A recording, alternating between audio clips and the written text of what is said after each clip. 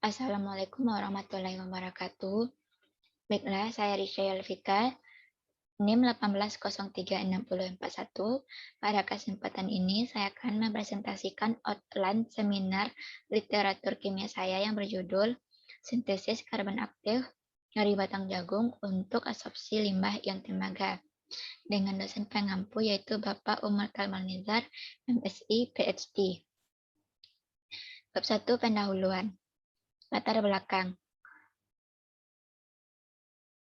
Logam berat tembaga adalah logam industri ketiga yang paling banyak digunakan dan dianggap sebagai bahaya ekotoksikologi karena akumulasinya yang meningkat dalam organisme. Ion logam tembaga banyak ditemukan dalam air limbah industri. Ion tembaga sangat beracun bahkan pada konsentrasi rendah. Menurut laporan standar WHO dan EPA, debit maksimum yang diizinkan dari ion tembaga tercemar di permukaan dan air sumur di industri adalah 1 mg per liter, sedangkan konsentrasi maksimum untuk air minum adalah 0,2 dan 1,2 mg per liter. Oleh karena itu, air limbah tembaga harus diolah sebelum dibuang untuk melindungi kesehatan manusia dan lingkungan. Beberapa metode yang telah dilaporkan untuk menghilangkan ion tembaga dari limbah industri yaitu metode pertukaran ion, metode osmosis balik, metode pengendapan, metode elektrolisis, metode flokulan polimer, metode biokimia, metode filtrasi membran, dan metode absorpsi. Adapun metode yang digunakan pada penulisan ini untuk menghilangkan ion tembaga yaitu menggunakan metode absorpsi dengan menggunakan karbon aktif.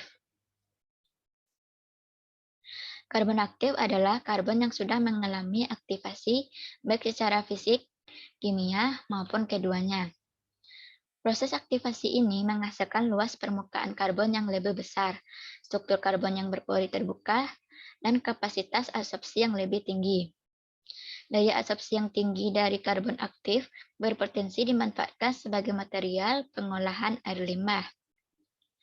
Nah, karbon aktif dapat dibuat dari bahan yang mengandung sumber karbon seperti selulosa, hemiselulosa, lignin, dan pektin.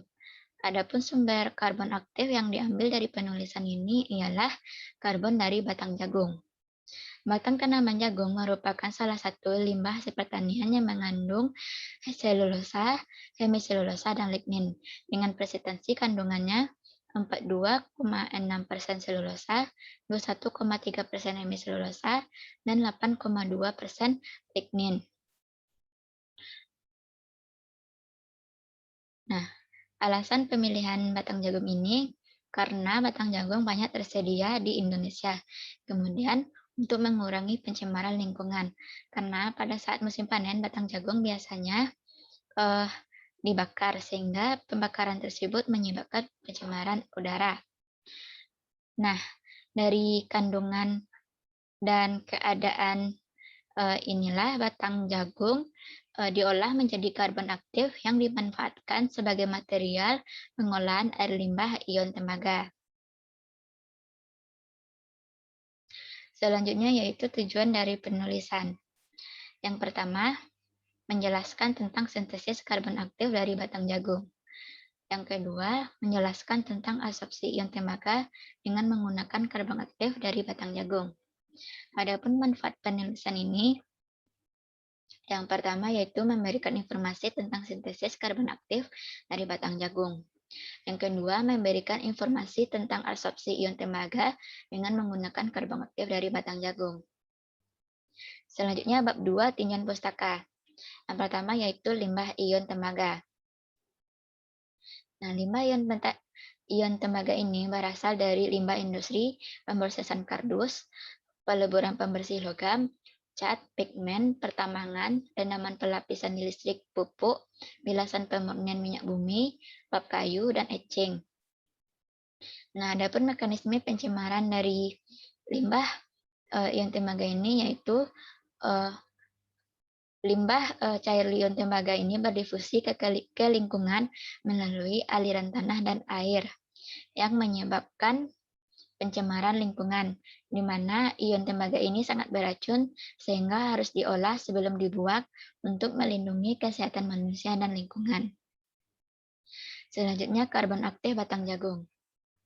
Nah, batang jagung diaktifasi menjadi karbon aktif, di mana metode yang digunakan untuk aktivasi karbon ini ada dua. Yang pertama yaitu aktivasi secara fisik, di mana aktivasi secara fisik ini melalui dua tahap. Tahap pertama yaitu karbonisasi bahan dengan pemanasan sekitar 700 derajat Celcius. Kemudian dilanjutkan dengan mengalirkan uap karbon dioksida atau pemanasan pada suhu 800 hingga 1000 derajat Celcius.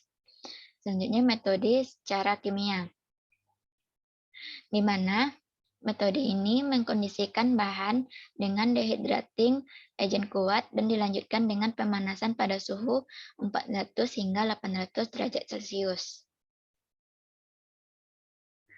Selanjutnya ialah metode. Metode pembuatan karbon aktif yang digunakan adalah metode aktivasi secara kimia dengan aktivator asam sulfat. Adapun kelebihan aktivasi kimia ini dibandingkan dengan aktivasi fisik diantaranya adalah sebagai berikut. Yang pertama, pada proses aktivasi kimia, dalam penyiapannya sudah terdapat zat kimia pengaktif, sehingga proses karbonisasi sekaligus terbentuk aktivasi karbon yang disebut dengan one-step activation. Selanjutnya, aktivasi kimiawi terjadi pada suhu lebih rendah dibandingkan dengan metode aktivasi fisik. Nah, kemudian selanjutnya, efek dehydrating agent dapat memperbaiki pengembangan pori dalam struktur karbon. Kemudian kelebihan yang terakhir yaitu produk dengan menggunakan metode aktivasi kimia ini lebih banyak dibandingkan dengan metode aktivasi fisik. Sekian presentasi dari saya. Wassalamualaikum warahmatullahi wabarakatuh.